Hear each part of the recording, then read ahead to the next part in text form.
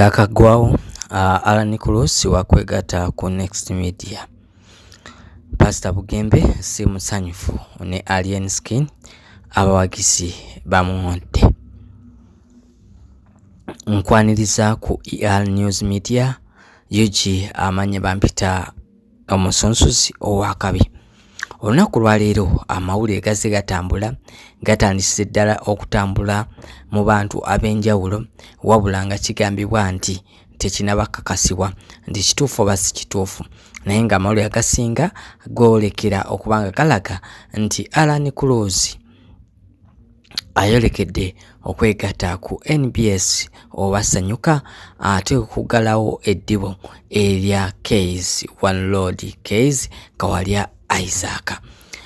Kinajjukirwa nti omwezi oguwedde oba guno gwennyini nga gwakatandika Kawalya kayz Isaac kayz yayabulira Next Media, that is NBS and Sanyuka TV, n'ayolekera mu ggwanga eri America ate oba oliawo nga so kubanga panga obulamu obulala. So ate ne tubeerawo ngaffe abalabi oba abawagizi nga tujira tulinda NBS wekomyawo kayz. Bingi byayogera nti agenzeko just akuwumulamu akomawo, wabula ag'omunkuwo gamala ne gatuuka ne galaga nti no kayz tagenda kudda e Uganda, wabula NBS oba Sanyuka erina okubanga eyiya plan B ezaako okubanga ate ankati kala katange tambula bulungi. Bangi nga boogera, bangi ng'era balina endowooza zaabwe nti kayz okuva bwe yagenda embeera tetambulira ddala bulungi, nti amawulire tegakyabanyumira, tebakyabaleetera amawulire. So nati nga ate wabaddewo abakola era nga bakolera ddala mu mbeera y'emu. Twewunyiza oba kisobola kuba nedda because Allan Cruz tumumanyi nga blogger oba YouTuber, ate nga Next Media omukulu amanyiddwa nga King Kalisa era nga yaddukanya oba nga yakulira Next Media yonna, atakkiriza mukozi we yenna okubeera ne YouTube channel okujjako ng'ogina mu bobba, naye nga ate sawa zino kimanyikiddwa nti Allan Cruz alina omukutu gwakulako ogwa YouTube gwe bayita Cruz exclusive gwakolako asaako n'okuba nti abadde era akolera ne ku telefine ya Buganda, that is BBS telefine. So mu mbeera yeeyo nga tukuzaako emabega akatambi, nga tukubamu akatambi emabega, Allan Cruz oyo gye yatandikira oboolyawo abangi abategerako ffe abamu abategerako ekitonotono nti Allan Cruz yatandikira ku Believe TV ate kwe kuvaayo n'adda ku yakatolwama, ate teyalwayo n'adda ku BBS. Amangu n'embiro ne batandikawo program fe tuliko ne mwana muwala gwe bayita Momo 19 nga ono ye mukyala wa Dax Katero. Ibanga litambulidde ddala mwana muwala Momo 19 bagamba nti alina olubuto, ate twatuyawo nti Momo 19 abuuse agenze ate kufumbirwa bbaawe. Twali tukyali awo nti ate Momo 19 agenze ebweru, ate oluvannyuma ate n'akomawo, wabula ekyategerekeka nti Momo yabanga akomawo ku TV, wabula ate program n'ekyuka ne baleeta omuwala omulala era nga bakola wamu ne Allan Cruz.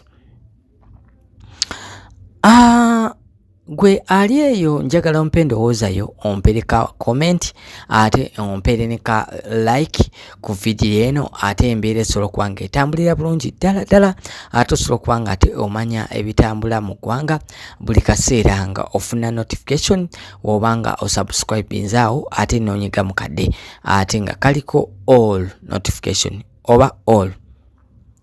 Mu mbeera y'emu njikulekedde endowooza Allan Cruz anavaawo n'agenda ku Next Media oba nedda. Twabadde tukyali awo nga tulaba omukulu oba Pastor Wilson Bugembe wa Christian Worship Center Nansana nga agamba nti si musanyufu wadde n'akamu kubanga alien skin atyobola Mukama Katonda oba agerageranya Sitaani ku Katonda oluvanyuma lwe yayimbye akayimba nti Sitaani yamusumulula ku lujegere gye baali bamusibye. Mu mbeera y'emu Pastor Bugembe n'abawagizi abamu abagobera Pastor Bugembe n'abalala era abawagizi aba alien skin bavuddeyo ate ne bamutambulirako si bulungi nnyo nga bamunenya okuwanga yimba oluyimba ebitagatta olw'okubanga nti no anoonya likes ne views oba okumwogerako. Wabula Pastor Bugembe amugambe nti wankubadde yaliko ya trending ssaawa zino yandikijjukidde nti Katonda yagaba byonna eteera yajjako, wabula n'atasaba kumunenya nnyo ate ekisukkiridde era abawagizi be abadde batansonyigira alien skin okumuvuma n'abagoberezi ba Pastor Wilson Bugembe n'abalagira nti bamusonyiwe bambi obulusi kyakola ayinza okuba takitegeera naye ng'ate akikola mu bukyamu. Era oba oliawo nti no kino ayinza okuba nga ate ali so surprised obanga ali batugambe batya abadde takisuubira okubanga atuukaawo olw'okubanga nti era abamu ku batunuulizi ba music oluvannyuma lwali bagamba nti alien skin tajja malako myezi 3, tajja malako myezi 4, tajja malako myezi 5, wabula guno omwaka gugenze kuggwako ng'akyaliko era akakalabya. Abange kansabe mbasibule ate nkomawo nate olunaku lw'enkya tulabe gye tunaakeerera mu ddwaliro omusawo kikyatugamba ku mbeera ya King Fa nga bweri. Nze omusunsuzi beerako.